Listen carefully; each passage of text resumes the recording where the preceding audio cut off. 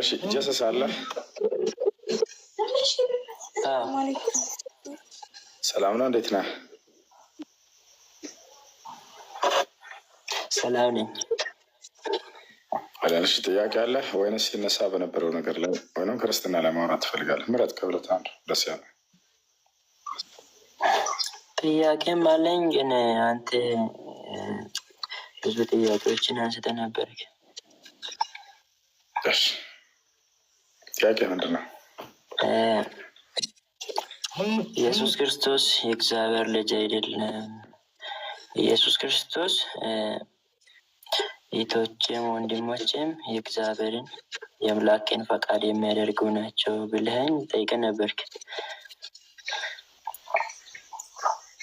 እየጠየቀን ሳይሆን መጽሐፉ የተበረዘና የተሳሳተ እንደሆነ እያስረዳነህ ነበር። ያንንም በማስረጃ ስናሳይ ነበር። መጽሐፍ ቅዱስ አንድም ቦታ የተበረዘ ቦታ አይገኝም። ብሉይ ኪዳንም ትንቢት የተነገረለት ኢየሱስ ክርስቶስ መጥቶ በአዲስ ኪዳን ላይ ተወልዶ በተግባር ላይ ሆኖ የተፈጸመ ነው። ወሬውን ተውቀ እናስረዳ የተበረዘ እንደሆነና እንዳልሆነ። አብዱልከሪም አንድ ጊዜ ዮሐንስ ወንጌል ምዕራፍ 8 ከቁጥር 1 እስከ 11 ድረስ ያለን አውጣለን።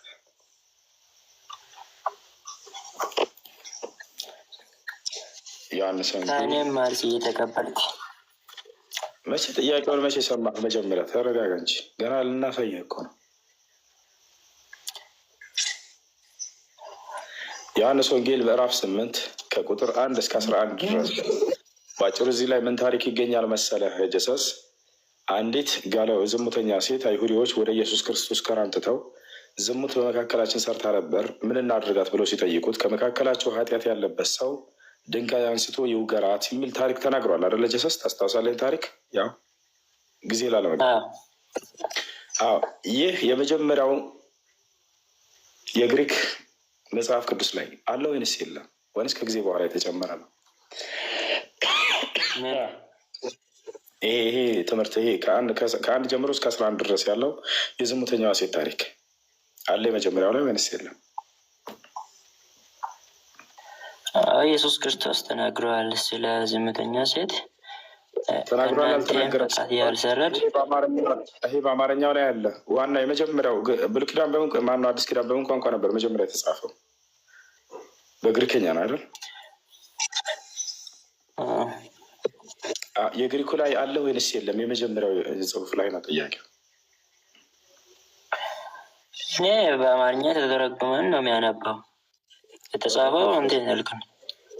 በምን ቋንቋ ነው የምታነባው? አይደለም ይሄ ተተርጉሞ የመጣ ነው አይደል? አማርኛው። ስለዚህ ይህ በአማርኛው ላይ ተተርጉሞ መጣልኝ ያልከው ላይ የመጀመሪያው የግሪኩ ላይ አለ ወይንስ ይሄ የለም ነው? ካላወቅ አይ አላውቅም ብልና እንደሌለ እናሳየህ ማስረጃ። ስለዚህ የተበረዘ ማለት ያላወቁትን አለማወቅ አጣት አይደለም። እኔ ያወቁትን የሚናገረው መጽሐፍ ቅዱስ በአማርኛ ተጽፏል፣ እያነበብኩ ነኝ፣ እኔ የተረዳሁኝ ነኝ።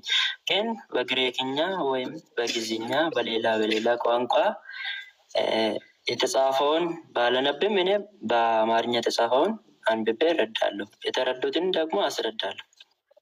እኩል አሳየህ እኮ ነው አሁን አንተ። ስለዚህ የግሪከኛን ማውጣት ካልቻልክ እኛ የግሪከኛን አውጥተን ልናሳየህ ነው መጽሐፍ ቅዱስን።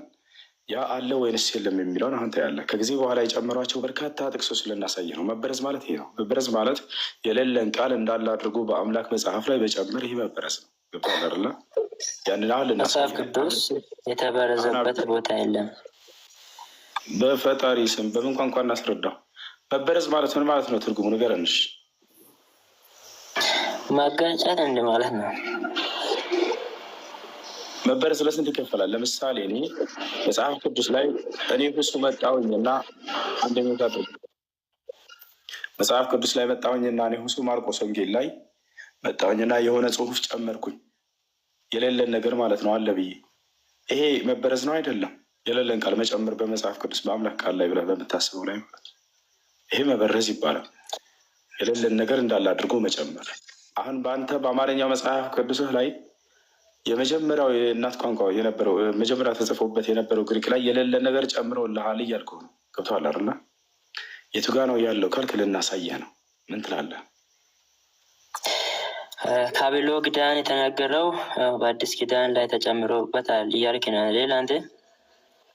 ወይኔ መጀመሪያ የምትናገር ቋንቋ ምንድን ነው? ከይቅርታ ጋር ምን ቋንቋ ነው የምትናገረው? በቋንቋህን የሚያስረዳ ልጅ እንድናደርግልህ ምንም እየገባ አይደለም እኮ። መጽሐፍ ቅዱስ ይጋጫል እያልክ ነው እኮ።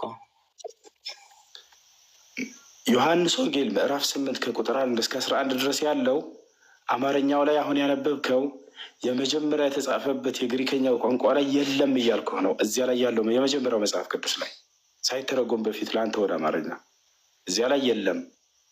የሌለ ነገር ከጊዜ በኋላ ጨምረውብህ ነው። ይሄ ተበርዘዋል ማለት ነው። እናሳይህ የመጀመሪያውን ግሪከኛ ምን እንደሞ። መጽሐፍ ቅዱስ አይበረዝም፣ አልተበረዘም። መጽሐፍ ቅዱስ አይጋጭም። ከላይ ያለው ክርስቲያን ሰላም መንገሻ መንገድነት መንጋለው እንዴን ሁሱ ወንድሜ አለን። አልሐምዱሊላህ ሰላም ነው አሎ። እግዚአብሔር ይመስገን ደህና ነኝ። ሰላም ናችሁ? አለን። አሁን የተነሳው ሀሳብ እንዳው እንዲረዱት ሌሎች ያልኩት አንተ ገብተዋል። ከልጅ ከራስታኛ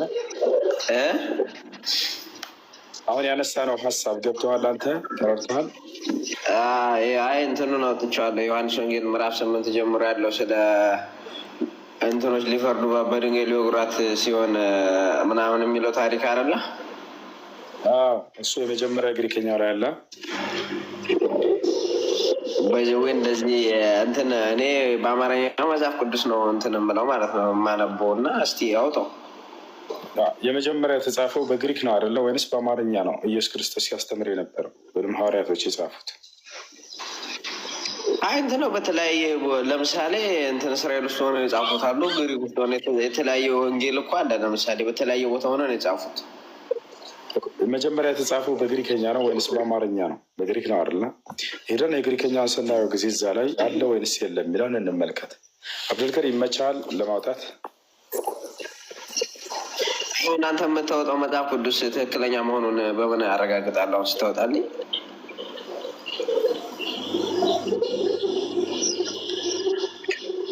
ታወጣልን። በቃ ችግር የለውም። የግሪከኛውን ታወጣልን አለ ትልቁ ላይ እናድርግ። አረ እኔ የለኝም የአማርኛ መጽሐፍ ቅዱስ 80 አሀዱ ነው ያለኝ የአማርኛው ማለት ነው። አውጣው። እሺ አውጣው፣ ችግር የለውም። እንየው አብረን እንዲረዳ አብዱልከሪም እንዲረዳ የመጀመሪያው የመጽሐፍ ቅዱስ የእጅ ጽሑፍ ብለህ ሰርች አድርግለት አንዴ፣ እሱን እያየ እንዲሆን ዘንድ ማለት ነው።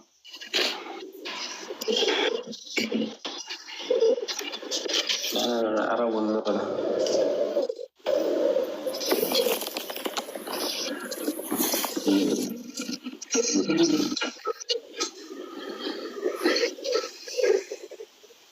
ይታያል። ይኸው አንድ እንግሊዝኛ ታነባለህ ትረዳለህ፣ ወይንስ እሱ እያነበበ ያስረዳል?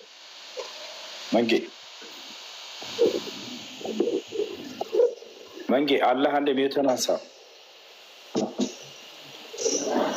መንጌ አለህ ወይ?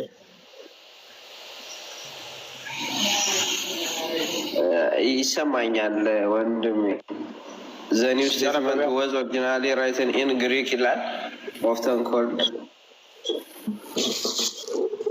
እሺ፣ ኦሪጂናል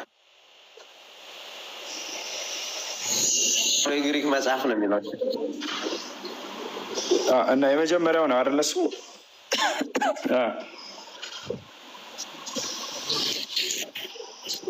ነው አይደለ?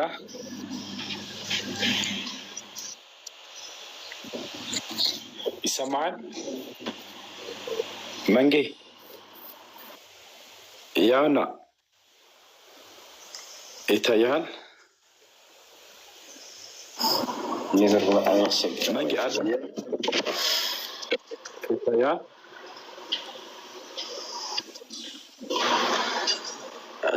ኔትወርክ እኮ ይዞኛል በኢየሱስ The oldest service complete version for the Christianity Old and the New Testament.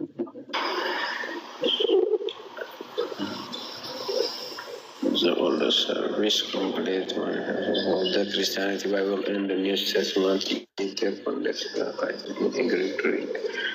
Okay, so ABC እያነበብኩት ነው። ከ325 ከ360 በአራተኛው ሴንቸሪ የተጻፈው የመጀመሪያ የጥንቱ ነው አይደል? እስከሆነ ቀጥታ እዚህ ቦታ ላይ አሁን እንገባለን። ዮሐንስ ወንጌል እንመልከተው። ዮሐንስ ወንጌል ምዕራፍ 8 ላይ እንገባለን ማለት ነው።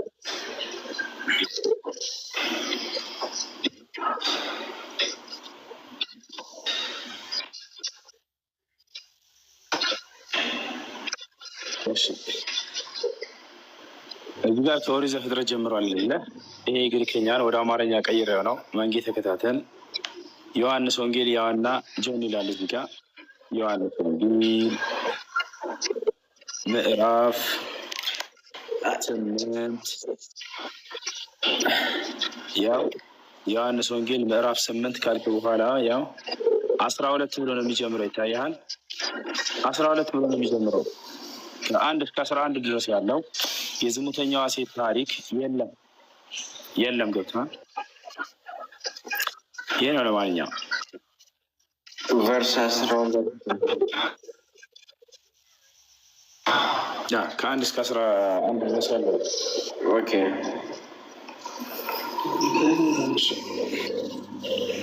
ጥያቄ አለ?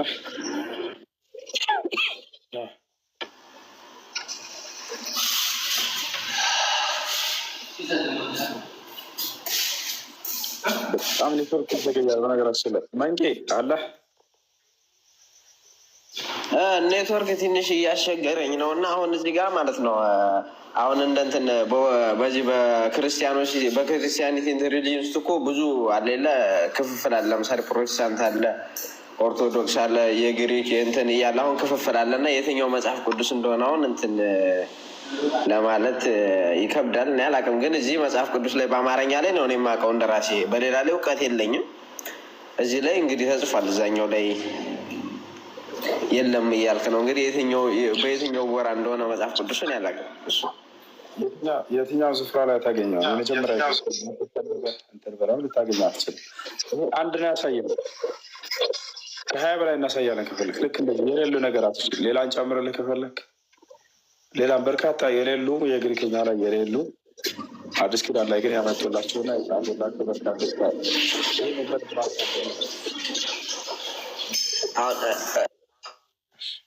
ጀስስ ከላይ ያለ መሰለኝ ሚዩት አንሳ እናውራ። አብዱልከሪ ቀጥል።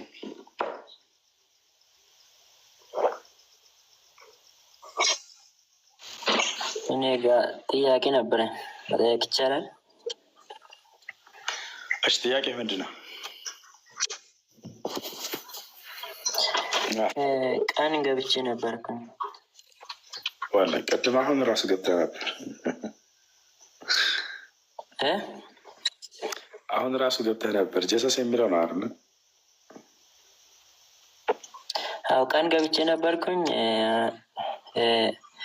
የእኛ ቁርአን ሙስሊም ሆናችሁ እንጂ አትሞቱ ብለዋል። የእናንተ መጽሐፍ ቅዱስ ክርስቲያን ሆኖ ያለበት ቦታ ለም ብለህ ነበርክ። እውነት ነው፣ እውነት ነው። እዛ ጋር ለእኔ ጥያቄ የሆነበት ሙስሊም ሆናችሁ እንጂ አትሞቱ ያለ አለ እንጂ የዘላለም ሕይወት አለ ይላል ቁርአን። አዎ በደንብ አለ። አዎ በደንብ አለ። እንዴት አላህ በቁርአን ላይ ኻሊዲነ ፊሃ ይላል። በእርሷም ውስጥ በገነት ውስጥ ለዘላለም ዘውታሪዎች ናቸው ይላል። ይህም ብቻ አይደለም። በገነት ውስጥ መብልና መጠጥ ይኖራል ብለህ ታስባለህ ወይም ታምናለህ? አላስብም፣ አምናለሁኝ እንጂ የምን ማሰብ ነው? መብልና መጠጥ አለ ብለህ ታምናለህ? ወይም ማጋባት ይኖራል ብለህ ታምናለህ? አሁን መብላት፣ መጠጣት፣ መጋባት አለ፣ እንደ መጽሐፍ ቅዱስም አለ። ስለማታውቁት እንጂ አሳየህ ማስረጃ መጽሐፍ ቅዱስ። ከመጽሐፍ ቅዱስ ደግሞ አንተ ታመጣለህ። መጽሐፍ ቅዱስ ላይ መጋባትም አለ፣ መብላትም መጠጣትም ሁሉ አለ። በቁርአን ውስጥ በመጽሐፍ ቅዱስ? በቁርአንም በመጽሐፍ ቅዱስ። እሺ በመጽሐፍ ቅዱስ እንዳለ አንተ ታወጣም። በመጽሐፍ ቅዱስ ኢየሱስ ክርስቶስን ማግባት፣ ማጋባት፣ መብልና መጠጥ እንደሌለ እኔም ማስረጃ ይሰጣለሁ። አዳምጣ እንጂ በገነት ውስጥ መብላት፣ መጠጣት፣ መጋባት የለም እያለ ነው። አዳምና ሔዋን በገነት ውስጥ ይኖሩ ነበር አይደለ? ጀሰስ መንግስተ ሰማያት ውስጥ ገነትና መንግስተ ሰማያት አንድ ጀሰስ አንዴ በገነት ውስጥ መብላት መጠጣት የለም ብለናል። በገነት ውስጥ አዳምና ሔዋን ይኖሩ ነበር ወይንስ አይኖሩም ነበር ነው ጥያቄ። ገነት ማለት አዳምና ሔዋን ሲኖሩ የነበሩበት ሳይሆን አሁን የምንሄደው ጀነት ላይ ነው ያልኩት።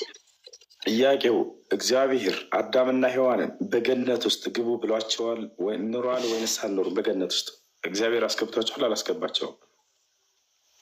ኃጢአት ሳይሰሩ በፊት እየኖሩ ነበር። የት ነበር የሚኖሩት? ገነት ውስጥ አይደለ? ወደን ገነት ውስጥ።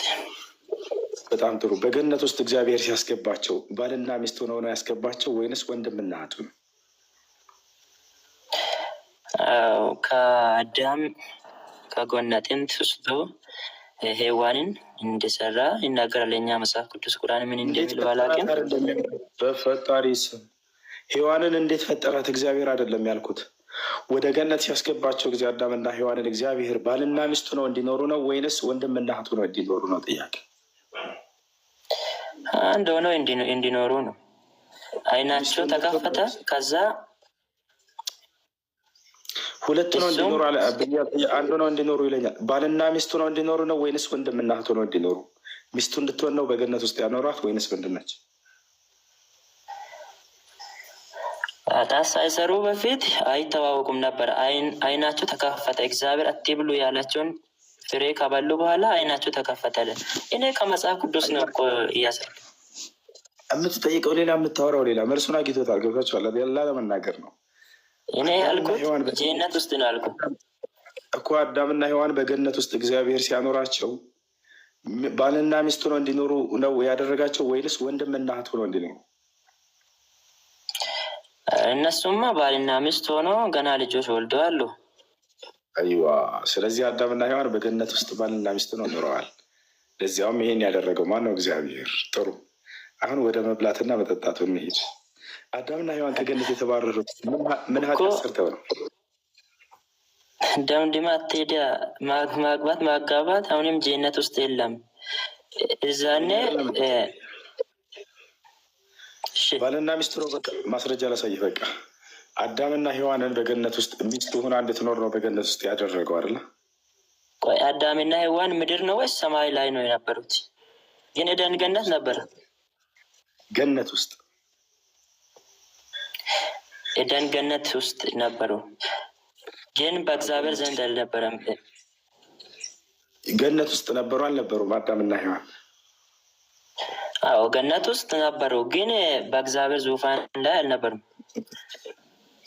ገነት ውስጥ ነበሩ። ስለዚህ በገነት ውስጥ አዳምና ሔዋን ባልና ሚስት ነበሩ አይደለም? በምድር እስካለን እኛም ሚስት እናገባለን፣ በቃ እንኖራለን። አንዱ ነው። 10 ደቂቃ የሆነ ነው። አዳምና ሔዋን በገነት ውስጥ ባልና ሚስት ነበሩ። በምድር ውስጥ እኛም እናገባለን፣ እንኖራለን። ምን አገናኘው?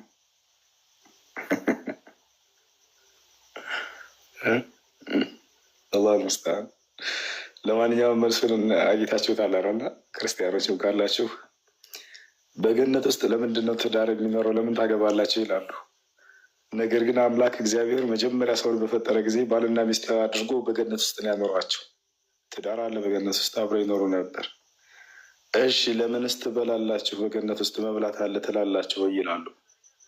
አዎ አለ። እግዚአብሔር በገነት ውስጥ ካለው ዛፍ ሁሉ ብላ እንደፈለክ ካለው አዳም ብላ እንደፈለክ ብላ ጠጣ። ከዚያስ ነገር ግን ይችኛዋን የዛፍ ፍሬ እንዳትበላ ነው። ስለዚህ እንዲበላ ፈቅዶለት ነበር። መብላት አለ በገነት ውስጥ።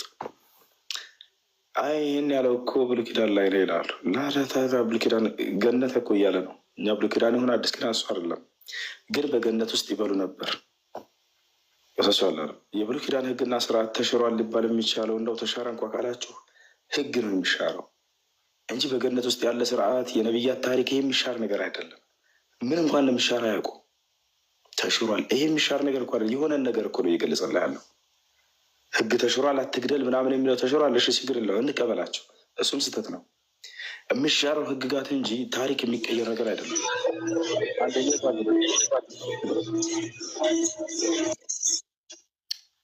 ለምሳሌ የአብርሃም ታሪክ፣ የኢስሐቅ የያዕቆብ ታሪክ አለ በብሉይ ኪዳን ላይ። ያንን ባነሳ ተሽሯል አይባልም። ላይ የተኖረ ነገር የሆነ ነገር ነው። ይሄ የሚሻር አይደለም። መሻር ሲባል ጊዜ አልአሕካም ሸርዕያ የአምላክ ህግና ስርዓቶች እነዚያ ናቸው የሚሻሩት። ሰማይና ምድርን የፈጠረው እግዚአብሔር ነው ይላል መጽሐፍ ቅዱስ ብሉይ ኪዳን 1 ላይ። አህያ ተሽሯል ብሉይ ኪዳን ላይ የሚሻር ነገር አይደለም። የሚሻረው ህግጋት ነው። አትግደል፣ አትስረቅ፣ አታመንዝር፣ እነዚህ ህግጋት ይባላል። እነዚህን ተሽሯል ብትሉ ችግር የለውም እንሂድ። ግን በገነት ውስጥ ኖረ የሚሻር ነገር አይደለም። እንደው አንድ አዲስ ኪዳን ሳለ ወይ በገነት ውስጥ አዲስ ኪዳን ላይ ያለው እርስ በራሱ የሚማታና የሚጋጭ ነው። እንዳለው በገነት ውስጥ መብላት፣ መጠጣት፣ ማግባት የለም የሚል ጥቅስ ታገኛላችሁ። ነገር ግን ኢየሱስ ክርስቶስ ራሱ ምን ብሏል መጽሐፍ ቅዱስ ላይ አዲስ ኪዳን ላይ ሊተእኩሉ ወተሽረቡ ፊ መለኩቲ ወአንቱም ጃሊሲን አለል ከራሲ ይላል። ምን ማለት ነው? የአረበኛ መጽሐፍ ቅዱስ ነው። በመንግስተ ሰማያት በዙፋን ላይ ቁጭ ብላችሁ ትበላላችሁ፣ ትጠጣላችሁ አለ ኢየሱስ ክርስቶስ። ለማን? ለሐዋርያቶች። በዙፋን ላይ በመንግስተ ሰማያት ቁጭ ብላችሁ ትበላላችሁ፣ ትጠጣላችሁ። መብላት መጠጣት አለ በመንግስተ ሰማያት የተቻለ ማን ይሄን ያለ? አዲስ ኪዳን ላይ ኢየሱስ ክርስቶስ። ጳውሎስ መጣና አትበሉም አትጠጡም እንደ መልአክ ነው የምትሆኑት አለ።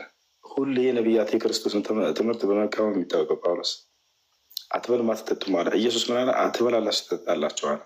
ታዲያ ክርስቲያኖች ማንን ነው የሚቀበሉት? ከኢየሱስ ይልቅ ጳውሎስን ነው የሚቀበሉት። ጳውሎስን ነው የሚቀበሉት።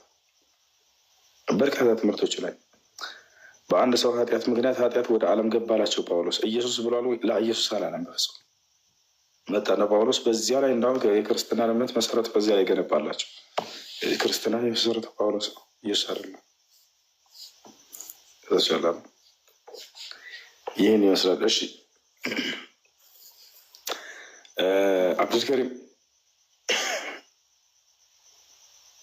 አላ አብዱልከሪም መንጌ ገብቷል። ከመንጌ ጋር ብዙ ጥያቄ ነበረኝ። አንተ እንድመልስልኝ ነው የምፈልገው ወንድሜ። እስከሚጮህ ቦታ ራቅሽ። ጥያቄ ምንድን ነው? እንትን ማለት ነው አሁን በእንትን በዚህ በእስልምና ሃይማኖት ማለት ነው አሁን የነቢያትን ትንቢቱን ሁሉንም ነገር ትቀበላላችሁ? እሺ ለምሳሌ እንደዛ ከሆነ ነቢያት የሚባሉት እስራኤላዊ ናቸው። እስራኤላዊ እስከሆኑ ድረስ ለምሳሌ አሁን ላይ ለምሳሌ እስራኤላ ሀሼም ይሰማሃል? እስራኤላዊ ብቻ አይደለም ነቢያቶች ከእስራኤላዊ ውጭ ማለሽ አንድ አውራጃ ለምሳሌ እስራኤላዊ በእስራኤል አውራጃ እንደ አውራጃ እንደዚያ በዚያ አካባቢ እስራኤል ነበር የሚባለው በማለት ነው። እና ለምሳሌ አምላካቸው ማን ነው የሚሉት? ሀሼም ይሉታል። እግዚአብሔርም ማለት ነው ሀሼም። ከዚያ ደግሞ ሌላ ስሙ ማን ነበር ይሉታል። ለምሳሌ እናንተ እንደዛ ከተቀበላችሁ የአላህ ሌላኛው ስሙ ሀሼም ነው ወይስ እንዴት ነው? ለምሳሌ አላህ ሀሼም የሚባል ስም አለው? ሀሼም ማለት ነው ማለት ነው እንትን ነው እኔ ካነበብኩት ላይ ነው እንትን የምልህ። አሁን ሀሼም አምላካችን ምናምን ይላሉ እንትን ማለት ነው የአይሁድ እምነት የሚከተሉት። እሺ አንድ ቤት አድርገው መንጌ ቤት አድርገው። እሺ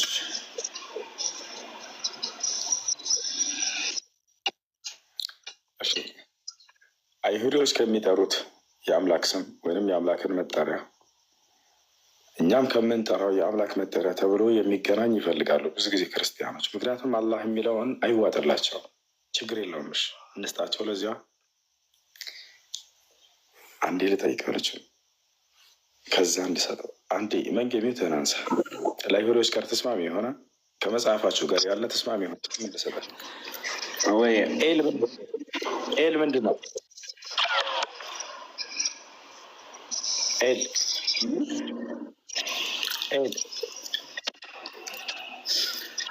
ኤል ማለት እግዚአብሔር ማለት ነው።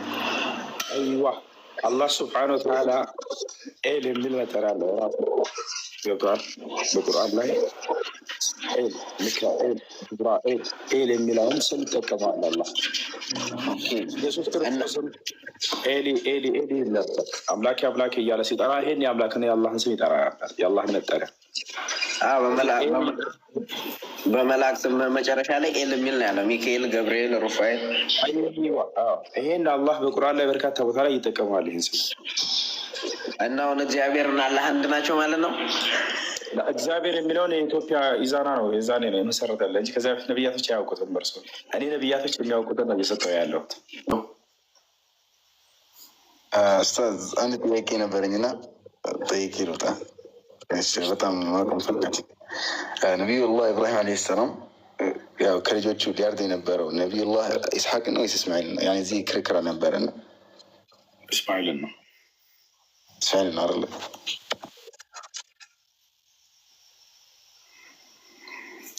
እሺ ላስረዳህ። እሺ እንደ መጽሐፋቸውም ሳይቀር እስማኤል ነው አይደለም። እንደ ቁርአን ክርስቲያኖች ያሉ አጠገብህ ምንም ክርስቲያኖች ናቸው የጠየቁ ከነች ጠይቀውኝ እኔ እስማኤል ነበር ያልኩትና በዛ ሰዓት እነሱ ደግሞ ኢስሐቅ ነው እንደዛ ምናምን። ይህ ደግሞ በዚህ ነገር ላይ አልም የለኝም። ዝም በላቸው ላስረዳህ። ስለ መስዋዕቱ ልጅ አላህ ስብሐነ ወተዓላ ያነሳው በሱረቱ ሳፋት ላይ ይገኛል። فلما بلغ معه السعي قال يا بني إني أرى في المنام أني أذبحك فانظر ماذا ترى قال يا أبت افعل ما تؤمر ستجدني إن شاء الله من الصابرين فلما أسلما وتله للجبين وناديناه أي يا إبراهيم قد صدقت الرؤيا إنا كذلك نجزي المحسنين إن هذا لهو البلاء المبين وفديناه بذبح عظيم وتركنا عليه في الآخرين سلام على إبراهيم. كذا مجرش على من على وبشرناه بإسحاق نبيا من الصالحين. الله سبحانه وتعالى سلا أردو لج سلا مسواتو لج كان السابو على تاريخون كزيان بوهالا بإسحاق عبسر كوتي على تناكر إسحاق اللي يتبسروا يأردو تاريخ كالفة كتتناكك بوهالا ولا سيدات شكرا الله من اندميل أنا سيد يعني عشاني وبشرناه بإسحاق نبيا من الصالحين وباركنا عليه وعلى إسحاق ومن ذريتهما محسن وظالم لنفسه مبين ولقد مننا على موسى وهارون ونجيناهما وقومهما من الكرب العظيم ونصرناهم فكانوا هم الغالبين وآتيناهما الكتاب المستبين. ياونا من إلى الزبوت علي فبشرناه بغلام حليم لا تاقاش بهنا وتاتم بسرنا إلى لإبراهيم عليه السلام مالتنا ቀጥሎ እዚህ ጋር 102 ላይ ስለ እርዱ ታሪክ ያነሳላችኋል። ከእርሱ ጋርም ለስራ በደረሰ ጊዜ ልጄ ሆይ እኔ በህልሜ እኔ የማርድህ ሆኜ አያለሁ፣ ተመልከትም ምን ታያለህ አለው። አባቴ ሆይ የታዘዝከውን ስራ አላህ ቢሻ ከታጋሾች ሆኜ ታገኘኛለህ አለ። የታዘዝከውን ስራ በቃ እረደኝ እያለው ነው ታዘህ ከሆነ። ከዚያም አላህ ምን አለ? ሁለቱም ትዕዛዙን በተቀበሉና በግንባሩም ጎን ላይ በጣለው ጊዜ የሆነውን ሆነ እያለ ይናገራል። ጠራ ነውም ማለት ከዚህ አላህ ጠራው አለውም ኢብራሂም ሆይ ራእይቱን በእውነት አረጋገጥክ፣ እኛ እንደዚሁ መልካም ሰሪዎችን እንመነዳለን። ይህ እርሱ በእውነት ግልጽ ፈተና ነው። በታላቅ እርድም መስዋዕት ተቤዠ ነው። በእርሱም ላይ በኋለኞቹ ህዝቦች ውስጥ መልካም ዝናን አስቀረን። ሰላም በኢብራሂም ላይ ይሁን። ከዚያስ እንደዚሁ መልካም ሰሪዎችን ሁሉ እንመነዳለን። እርሱ በእርግጥ ካመኑት ባሮቻችን ነው። ከዚያ በኋላ የኢስሐቅን መወለድ እንደገና ይነግራቸዋል። አያቸው አለ። የእርዱ ታሪክ አለቀ፣ ተጠናቀቀ። በቃ በኢስሐቅም አበሰር ነው ከመልካሞቹ የሆነ ነቢይ ሲሆን አለ። ከዚያስ በእርሱና በኢስሐቅም ላይ ባረክን፣ ከሁለቱም ዘሮች በጎ ሰሪ አለ፣ ለነፍሱ ግልጽ የሆነ በዳይም አለ እያለ ይናገራል። ስለዚህ ኢብራሂም ዓለይህ ሰላም የእርዱን ታሪክ ካጠናቀቀ ከጨረሰ በኋላ ከዚያም ኢስሐቅ የሚባል ልጅ ሰጠሁት አለ። በጣም ግልጽ የሆነ ነገር ነው። አንደኛ ይሄ ነው። ሌላኛው ነገር ከቁርአን እንጨርስና ወደ መጽሐፍ ቅዱስ እንሄዳለን። ሳራ ልጇን በተበሰረች ጊዜ ምን አለ አላህ ስብሐነሁ ወተዓላ? መላእክቶቹ መጡ ወደ ኢብራሂም ዓለይሂ ሰላም ቤት። ከዚያ በኋላ ልጅን እንደምትወልድ አበሰሯት። ምን ይላል ታዲያ እዛ ላይ? ፈበሸርናሁ ቢኢስሐቅ ወሚን ወራኢ ኢስሐቅ ያዕቁብ። ወደ አብርሃም ቤት በመጡ ጊዜ፣ ወደ ኢብራሂም ዓለይሂ ሰላም ቤት በመጡ ጊዜ ሳራን ኢስሐቅ የሚባልን ልጅ እንደምትወልድ አበሰሯት መላእክቶቹ። ከኢስሐቅም በኋላ ያዕቆብ የሚባልን ልጅን ትወልጃለች ብለው አብስረዋት ሄዱ።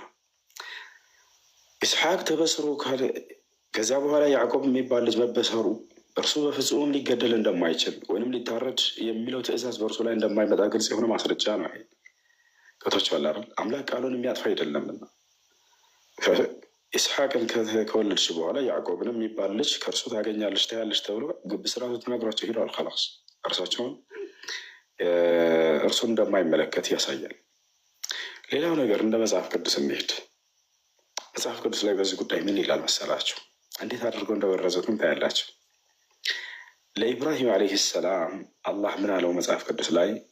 ወዝበሕ ኢብነከ ወሒደከ ኢስሐቅ የምትለውን ጨምሯት። ተመልከቱ የአይሁዶችን የዋህነት ሞኝነት እዚህ ጋር ትረዳላችሁ። በዚህ ታሪክ ላይ ምን ይላል? አንድ ልጅህን ኢስሐቅን እረድ አለው። ወይንም ብቸኛውን ልጅህን ይላል። የሚገርማቸው ኢስሐቅን እረድ፣ ኢስሐቅ የምትለውን ጨምረውባታል። እንዴት እንደጨመሩ ትረዳላችሁ እዚሁ ላይ። አንድ ልጅህን ወይንም የመጀመሪያ ልጅህን ወይንም አንድያ ልጅህን ተብሎ ተገልጿል። ኢብራሂም ዓለይሂ ሰላም። ታዲያ የኢብራሂም የመጀመሪያ ልጁ አንድ ልጁ ማን ነበር? ሁለት ልጆች አሉት። ከዚያ በኋላ አንድ ልጁ ማን ነበር? ልጆች የመጀመሪያ ልጁ ማን ነው? የመጀመሪያ ልጁ ማን ነው? መልስ። እስማኤል ነው። እስማኤል ነው። አብርሃም እንደ መጽሐፍ ቅዱስ የ86 ዓመት ሰው ሲሆን እስማኤልን ወለደ ይለናል። የ100 ዓመት ሰው ሲሆን ደግሞ ማንን ወለደ? ኢስሐቅን ወለደ ይለናል። ስለዚህ እስማኤል ከአብርሃም በፊት ቀድሞ የመጀመሪያ የተወለደው እርሱ ነው። በስንት ዓመት ይበልጠዋል? በ14 ዓመት ይበልጠዋል። ስለዚህ አንድ ልጅህን እረድ ሲለው ጊዜ ማንን ነው እረድ እየተባለ ያለው? ኢስማኤልን ነው። ሁለተኛ ልጁ ነው እና ይሄ ነው አንደኛ። ሁለተኛ ሌላው ነገር ምንድን ነው? ከዚሁ ጋር በተያያዘ መጨመር የምትፈልገው ነገር ካለ ትልቁ ላይ ከፍታል። ማይ ካሜራ የምትፈልግ ከሆነ ብዬ ነው።